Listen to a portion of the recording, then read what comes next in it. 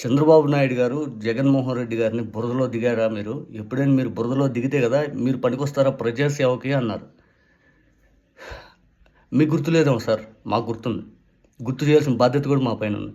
2017 July 2వ తారీఖు మారేడుపల్లి నుంచి చాపరాయికి దాదాపు 50 కిలోమీటర్లు రోడ్డు మార్గాన్ని వెళ్ళటానికి కూడా అవకాశం లేని రోడ్లలో, దట్టమైన అడవుల్లో వెళితే సెక్యూరిటీ రీజన్స్ ఉంటాయని చెప్పి పోలీసు వారు ఆపినా కూడా నడుచుకుంటూ రాళ్ళు రప్పల్లో ఎంత ఇబ్బందికర వాతావరణంలో ఆనాడు చాపరాయిలో విష జ్వరాలకి దాదాపు 32 మంది చనిపోయిన నాడు జగన్మోహన్ రెడ్డి గారు వెళ్ళి పరామర్శించారు. మీకు గుర్తుందా?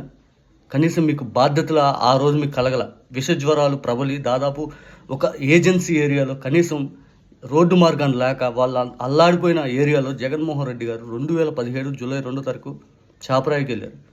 కనీసం డ్రైవర్ తోలటానికి కూడా అగసాట్లు పడితే వెనక సెక్యూరిటీ వాహనాలు ఆగిపోయినా కూడా జగన్మోహన్ రెడ్డి గారు నేను వెళ్ళాలని భీష్మించుకొని వెళ్ళారు. చూడండి, అది జగన్ అన్న అంటే.